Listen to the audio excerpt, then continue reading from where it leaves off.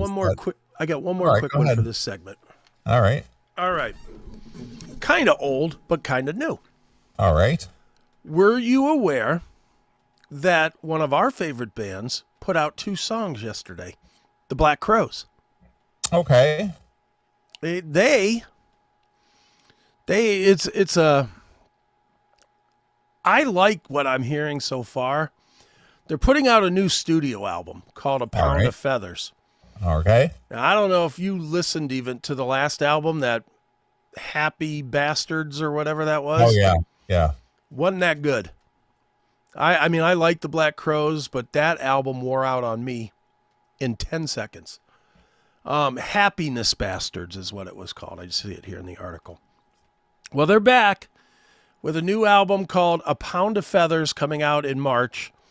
The thing that they're making a big deal about with this thing is they recorded it start to finish in 8 days. Okay. So it's old school. It's just get in, knock it out, whatever. I'm going to be honest. I think this is the best thing that they have done since, I don't know, Amorica. Canyon. Yeah, or Amorica, or maybe Three Snakes. But that era of the band. Right. This is really surprisingly good. So I'll play you a little bit of one of the songs. This is called Profane Prophecy. You tell me if you think this is A, good, and B, reminds you of the very old school. Not the first album, but going back to their roots, man. Yeah, man.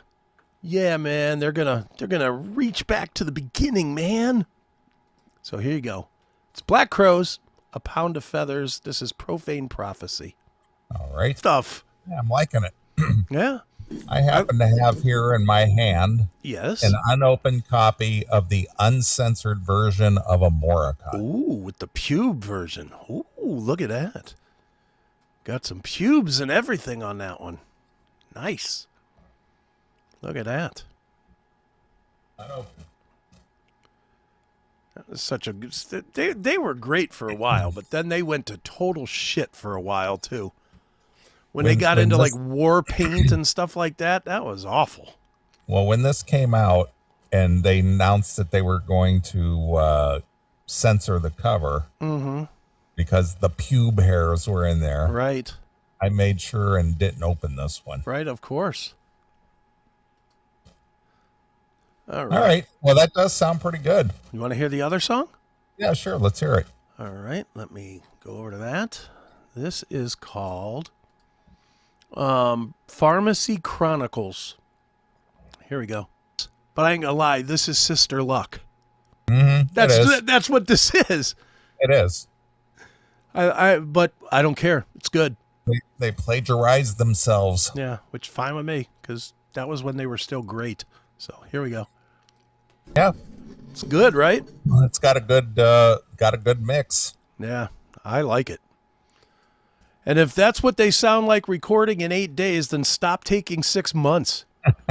That's fucking solid, man. Yeah, I'm liking it. Yeah, I'm really looking forward to this record in a few weeks when I'll get a promo of it, because I can't wait. That'll be good. Now, if they put out a record and they tour, what are you willing to spend on a Brothers Black Crowes? Well, they came through here. They were at the Hard Rock Casino, not far from here. Okay. And I didn't go. I mean, the tickets weren't that terrible. They were, I don't know, they were maybe one and a quarter. Would you go based on the fact that they'll have a good record to promote? Well, it depends. I mean, you know, are they going to play the record, or are they going to play one or two songs? They'll play one or two songs. They'll play one or two songs. You know, of course, I'd go see the Crowes. I'd love to see them again. That was one I wanted to go to last time, and I just talked myself out of. You know, but I think I will go to see, unless they play Blossom, I will go see them again. Because I'm loving what I'm hearing here. This is strong, very strong. Yeah, they came through the area, I think it was in September or October. Okay. You know, it wasn't long ago. It was a few months ago, but right. Yeah, they played over at the Hard Rock Casino. Good stuff. All right, let me ask you this question before we move on, or if we move on.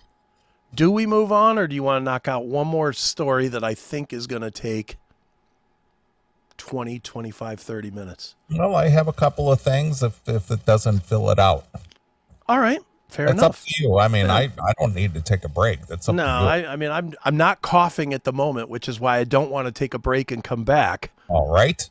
So let's try and knock through this if we can here. All right, let's see. This is something that you and I talked about, I believe, on the last show that we did.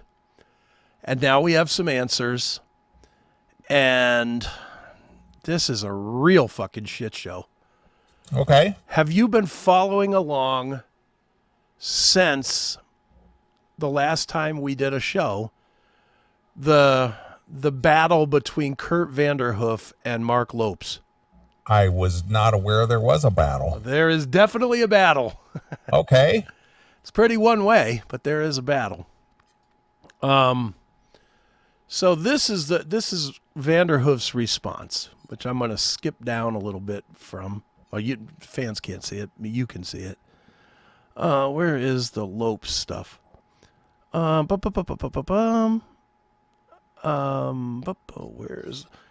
Here we go. Lopes reflected on how he found out he was no longer a member of Metal Church during an appearance on the latest episode of the Big Truth podcast.